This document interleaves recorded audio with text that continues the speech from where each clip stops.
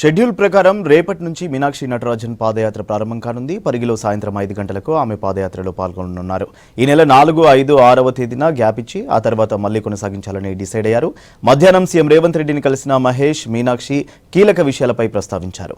Trump టారిఫ్లపై Modi reaction ఉండాలన్నారు కాంగ్రెస్ నేతలు. CM Revanth రెడ్డితో AICC incharge Meenakshi Natarajan, PCC chief Mahesh Kumar గౌడ్లు భేటీ అయ్యారు. పార్టీ నిర్మాణం, పాదయాత్ర, బీసీ రిజర్వేషన్లపై, ఢిల్లీలో పోరాట కార్యాచరణపై చర్చించారు. రేపటి నుంచి వచ్చే నెల 4 వరకు యథావిధిగా కాంగ్రెస్ పాదయాత్ర జరగనుంది. ఆగస్టు 5 నుంచి 7 వరకు 3 రోజుల పాటు 42% బీసీ రిజర్వేషన్ల బిల్లుల ఆమోదానికై ఢిల్లీలో కార్యాచరణ రూపొందించనున్నారు. వచ్చే నెల 6న జంతర్ మంతర్ దగ్గర ధర్నా చేయనుంది కాంగ్రెస్. డిప్యూటీ సీఎం బట్టి విక్రమార్క, మంత్రులు, ఎమ్మెల్యేలు, ఎమ్మెల్సీలు, బీసీ నేతలు ధర్నాలో పాల్గొంటారు. ఆగస్టు 7న రాష్ట్రపతిని కలిసి వినతి పత్రం అందించనున్నారు లీడర్లు. ప్రత్యేక రైలులో ప్రతి నియోజకవర్గం నుంచి 50 మందిని ఢిల్లీకి తీసుకువెళ్లనున్నారు నేతలు. ఢిల్లీ టూర్ తర్వాత కాంగ్రెస్ పాదయాత్ర యథావిధిగా కంటిన్యూ కానుంది. రేపు పరిగి నుంచి కాంగ్రెస్ పాదయాత్ర శ్రమదానం ప్రారంభం కానుంది. సాయంత్రం 5 గంటలకు పాదయాత్రలో ఇన్ఛార్జి మీనాక్షి నటరాజన్ పాల్గొననున్నారు. 31వ తేదీ నుంచి 4వ తేదీ వరకు ఈ షెడ్యూల్ కొనసాగనుంది.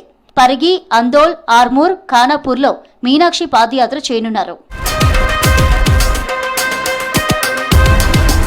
ట్రంప్కు మోదీ సరైన సమాధానం చెప్పాల్సిందేనన్నారు కాంగ్రెస్ ఎంపీ మల్లు రవి.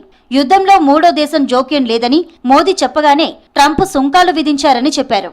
భారత్ను భయపెట్టే విధంగా పెనాల్టీ విధించడం జీర్ణించుకోలేకపోతున్నామన్నారు. మణిపూర్లో ఎన్నికలు నిర్వహించాలని డిమాండ్ చేశారు మల్లు రవి. భారతదేశానికి వేసేటటువంటి ట్యాక్సులు ఎక్కువ, మార్కెటింగ్ అమెరికా వస్తువులు ఇండియాలోనే కొంటారు, జపాన్ కంటే ఎక్కువ. అందువల్ల జపాన్ మీద వేసినటువంటి 15% ట్యాక్సుల కంటే కూడా ఇండియా నుంచి పంపే ఎక్స్పోర్ట్స్ మీద కూడా మీరు 15% కంటే తక్కువ వేయాలి. అంతేగాని 25% వేస్తామని, అదే రకంగా భారతదేశం మీద పెనాల్టీ వేస్తామని భయపెట్టినట్టుగా మాట్లాడటాన్ని మేము జీర్ణించుకోలేకపోతున్నాం. బీసీల నుంచి ముస్లింలను తీసేయాలనడం కరెక్ట్ కాదన్నారు మాజీ మంత్రి జీవన్ రెడ్డి. రాహుల్ ఆకాంక్షతోనే తెలంగాణలో కులగణన చేశామన్నారు. 42% రిజర్వేషన్లకు చట్టబద్ధత కల్పించాల్సిన బాధ్యత కేంద్రానిదేనని చెప్పారు.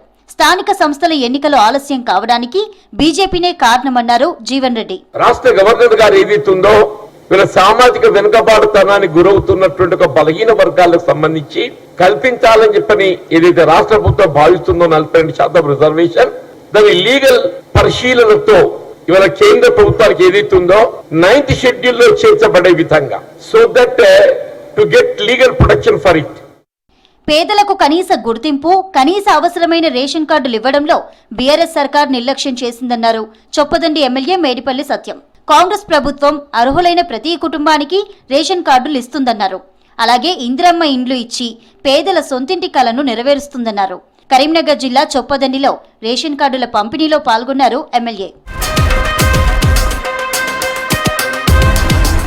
బీసీ రిజర్వేషన్లకు వ్యతిరేకంగా మాట్లాడుతున్న బీజేపీ, బీఆర్ఎస్ నేతల తీరును ప్రజాక్షేత్రంలో ఎండగట్టాలని కాంగ్రెస్ నేతలు డిసైడ్ అయ్యారు. పంచాయతీ ఎన్నికల్లో 2 పార్టీలకు బీసీలంతా తగిన బుద్ధి చెప్తారన్నారు హస్తం నేతలు.